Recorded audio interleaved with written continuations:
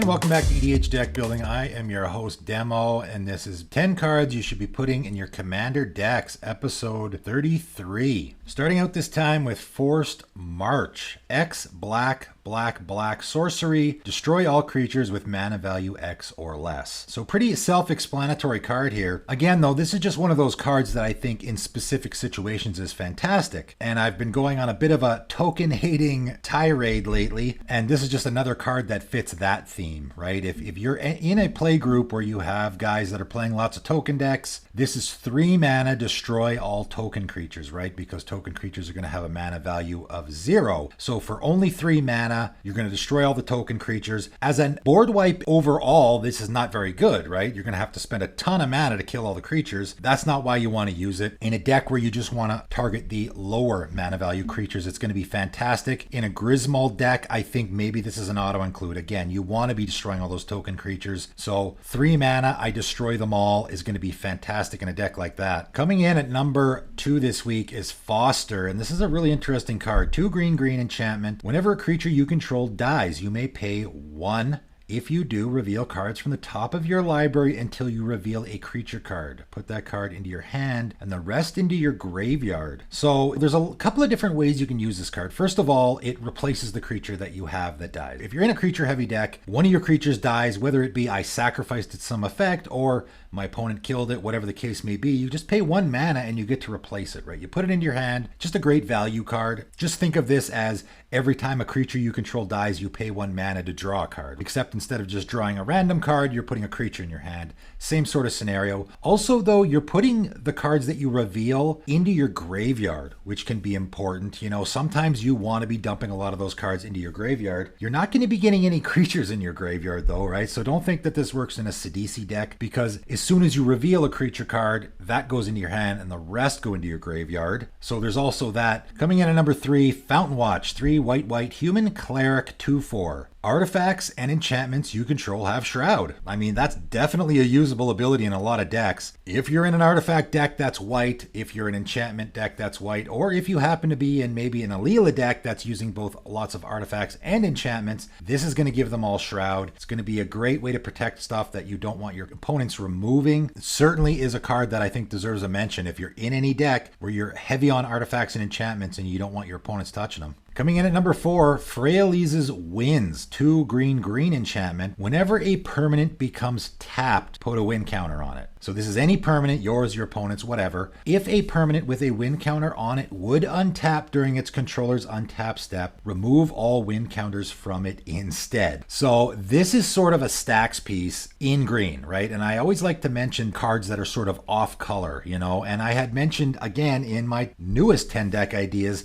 about playing off color themes, and I think mono green stacks was one of the ideas that I had mentioned, and this is a card that you could do with that, right? This is a Staxy or Taxi type of a card in mono green, which is very unique and unusual. Basically what's going to happen here is anytime a permanent becomes tapped, lands, creatures, mana rocks, whatever the case may be, it gets a win counter put on it, and then on that person's next untap step, instead of untapping, you remove all the win counters. So basically that person's going to skip untapping all of that stuff. So you're basically skipping an untap step, right? You're going to skip it, all the win counters get removed, and then the next untap step, it'll untap normally. So it's a stacks piece in mono green, which is unusual, and I like to give it a mention. Also, you can take advantage of this effect if you're in a deck where you can remove counters, right? So if you tap something, the win counter gets put on it, and if you have a way to remove that win counter, then on your untap, it's going to untap normally. So there is ways you can break symmetry with this card as well. Coming in at number 5, on the theme of stacks, Frozen Aether, 3 and a blue enchantment. Artifacts, creatures, and lands your opponents control enter the battlefield tapped. That's it. Very simple. This is not a symmetrical effect. It only affects your opponents, so there's no reason not to put this in your deck other than the fact that it's going to annoy your opponents, right? People play cards like Blind Obedience all the time, though. I see that card constantly. This one I never see. You know, Kismet is essentially the exact same card. This is basically sort of the color changed version of it. You know, another card that you could just put in any deck. Always going to be an upside to you. There's no downside to you at all. Just slows your opponents down. So it's always going to be good. But again, if you're in sort of that staxy taxi type of game plan, then it's going to work extra good, of course. Coming in at number 6, Gaias Touch. Green enchantment. This is a really interesting card. It's obviously a really old card. You can pay 0, one of those not often seen 0 mana activated abilities. Put a basic forest card from your hand onto the battlefield. Activate only as a sorcery and only once each turn. And you can also sacrifice Gaia's Touch to add 2 green. Just a very unique card. It's definitely very usable, and I never ever see it. I thought it was because it was really expensive. It's an old card. It's really not that expensive though, right? So this is a, sort of exploration effect, but only for basic forests, right? So you can play this in a mono green deck, and obviously the majority of your lands are going to be basic forests. So it's basically like playing an extra land every turn. Even if you're in any deck, most landfall decks are green. So the chances you have a basic forest in your hand can be likely. The other important thing to note here is you're not playing a land, you're putting a land from your hand into play, and then at any point, if this becomes not very usable, like it could be great early in the game, like exploration and a lot of those effects do. Early in the game, they're fantastic because you have lots of lands, you want to get lots of land drops, but later in the game, they sort of just sit there and do nothing. With this, later in the game, you can sacrifice it and it becomes a ritual effect. So really great card in a lot of decks like that. Coming in at number 7, Galvanoff, 3 red beast, 3/3. And this, it just has a very powerful effect, and I have never ever seen it in a commander game. At the beginning of your upkeep, you may look at the top card of your library. You may cast it without paying its mana cost if it's an instant or sorcery spell. It just seems like a fantastic ability in so many different decks. Like I said, I've never seen this in a commander game before. I'm sure people are playing it, but it probably doesn't see nearly enough play. If you're in an instant and sorcery deck, you're probably going to be revealing the top card of your library, and it'll be an instant or sorcery spell often, right? If it's not, then okay, whatever. It's a land, just put it into your hand like you normally would on your draw step. But if it's an instant or sorcery, you just get to cast it for free. That's fantastic. Obviously, also, if you're in any deck where you're manipulating the top of your library or looking at the top of your library a lot, you can set it up so that you get that big play, that expropriate or whatever off the top of your library, cast that for free. That's definitely worth, I think, setting that play up. Worldfire just got unbanned, right? So anybody out there that is thinking of putting a Worldfire deck together, here's a cheap, easy way that you can cast that Worldfire off the top of your library for free. Coming in at number 8 this week, and this is a card I've already mentioned quite a few times on my channel, I think. Guards' Assassin, black. Human Assassin, 2/2. Sacrifice Guards' Assassin, destroy target non-black creature. That really is a fantastic ability, and it is really unique. Yes, I know it's only non-black creatures, which isn't great. However, that ability to just sacrifice, no mana cost, you do it at instant speed, you can just instantly do it to destroy a creature. You do not see that on creatures. Every time I make a Ravos deck, and anyone out there who has a Ravos deck, I recommend putting this card in there because it is a way to instantly put something in your graveyard so that on your upkeep, you have something to get back with your Ravos, right? If you have your Ravos in play, and there's nothing in your graveyard to get back, that seems like a kind of a waste. So I always like to throw Guards' Assassin in my Ravos decks because that way I can always be sacrificing it on my opponent's end step if there's nothing else in my graveyard to get back. It also has that very unique ability of recover though. Pay half your life rounded up is pretty intense. So whenever another creature is put into your graveyard from the battlefield, you can pay half your life rounded up. If you do, you return it to your hand. Probably not likely going to do that. However, maybe you're playing a Willow Dusk deck and you want to pay half your life so that you can put a ton of counters on something. There's also another way to use it. Just a great card.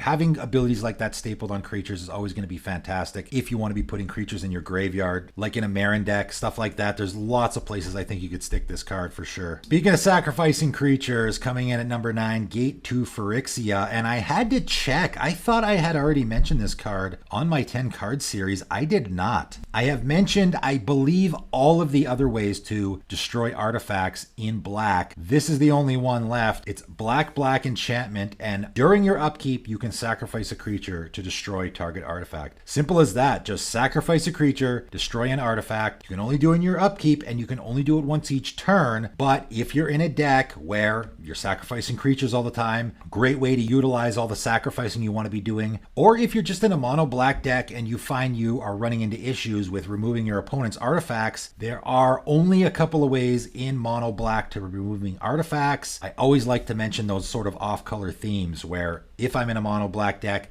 I want to be able to deal with artifacts. Here's one of the ways, one of the few ways that you can deal with it. And coming in at number 10 this week is Gather Specimens, 3 blue, blue, blue, instant. If a creature would enter the battlefield under an opponent's control this turn, it enters the battlefield under your control instead. That's an incredibly powerful ability. I've seen this in a commander game a couple of times. I put it in a couple of decks myself, and I will get to why. First of all, worst case scenario for this card is it's a desertion, right? It's my opponent cast a creature and I can pay 6 mana and, I'm not countering that creature. It's coming into play under my control. So, worst case scenario, I guess on the bottom of the potential for this card is I'm going to steal one of my opponent's creature. And the added bonus is it's not a counter spell. And of course, why is that significant? Well, first of all, if your opponent has anything like a Cavern of Souls that doesn't allow their commander to be countered, this is not countering. You're just gaining control of it. It's entering the battlefield under your control. Also, if you're building one of those Leer decks, that new commander from Innistrad Midnight Hunt that was in my top 10 commanders from that set, that doesn't allow spells to be countered. So Gather Specimens is a great inclusion in that deck because that is a way, again, that you can get around that spells can't be countered effect. However, this is if a creature would enter the battlefield under an opponent's control this turn, right? So if an opponent, for whatever reason, has 10 creatures entering the battlefield all at once,